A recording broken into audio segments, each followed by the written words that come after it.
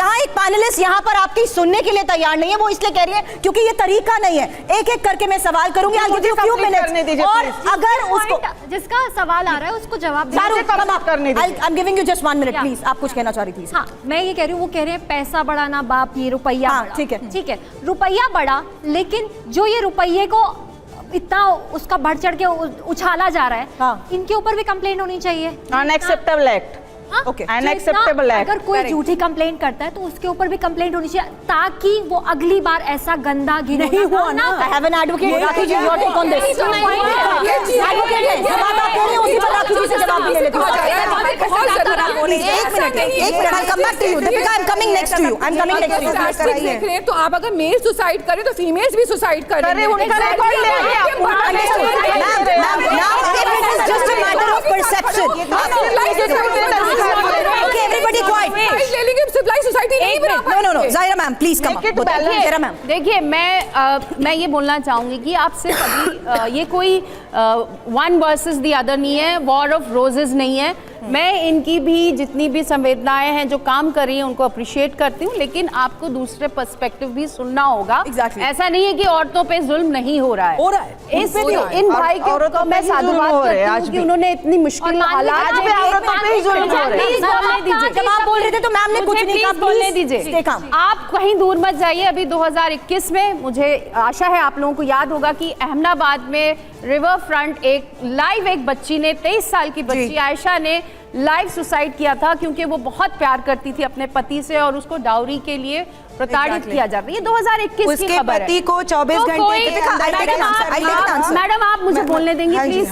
मैं आपके काम को बहुत साधुवाद करती हूँ, अप्रिशिएट करती हूँ, लेकिन आप मुझे भी बोलने दीजिए। बोलिए मैम, कंटिन्यू। ओके, तो ये कोई ऐसा मामला नहीं है कि भाई औरतें आगे चली जाएंगी या मर्दें आगे चल जाएं।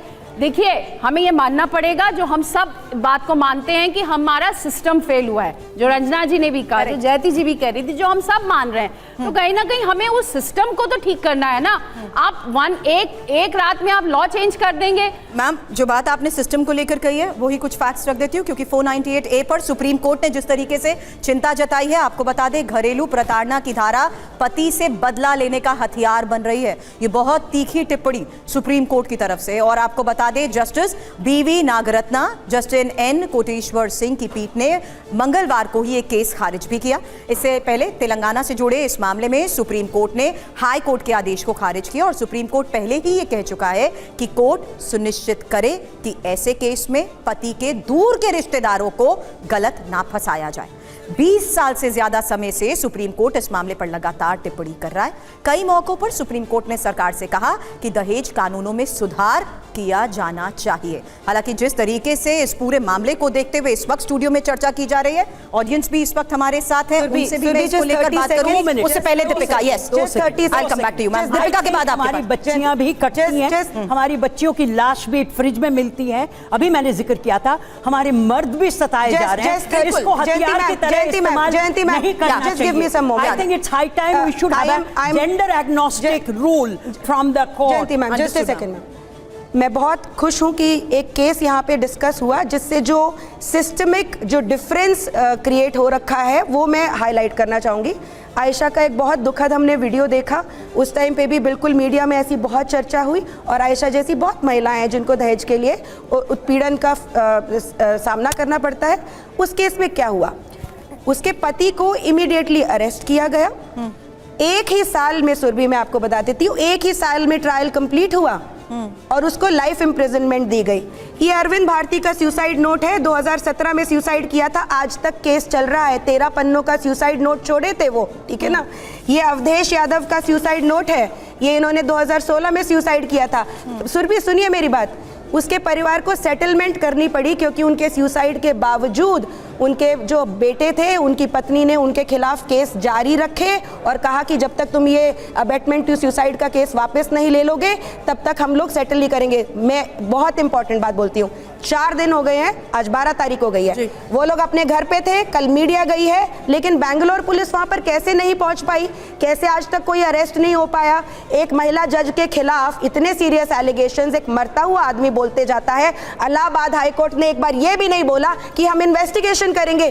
मैं विकास से इस बारे में बात भी कर लेती हूँ। राखी, मैं एक बार विकास से बात भी कर लेती हूँ। सुसाइड करती पूरा देश उबल रहा होता। मैं मामले के इन्वेस्टिगेशन को लेके ही विकास आपसे सवाल करना चाहती हूँ। आपको कुछ फॉलो अप, कोई अपडेट इस बारे में मिला कि किस तरीके से पुलिस अब आगे इन्वेस्टिगेट कर रही है इसे? भागता हुआ परिवार जो है उसको अरेस्ट करना चाहिए। फिर से मैम क्वेश्चन पूछो आप एक बार।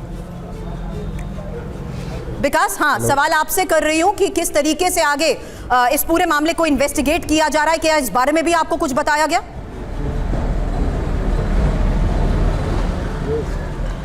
अभी तक मैडम हमें कोई चीज़ बताई नहीं गई है, न इधर पुलिस के द्वारा।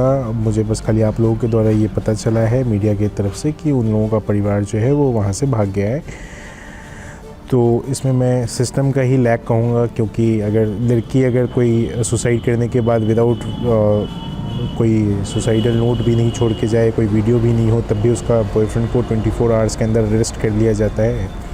और वहीं एक लड़का अगर कोई सुसाइडल नोट या वीडियो सब कुछ बना के जा रहा है, जो कि एक एविडेंस दे रहा है कि उसकी जिसकी भी प्रॉब्लम्स हैं उसको वो बता रहा है कि इसके तरफ से ये मुझे कदम उठाना पड़ा है, उसके बाद भी आज तीसरा दिन हो गया है या चौथा दिन हो गया है, फिर भी कुछ हमें पता नहीं कि पुलिस क्या काम कर रही है, कैसे काम कर रही है।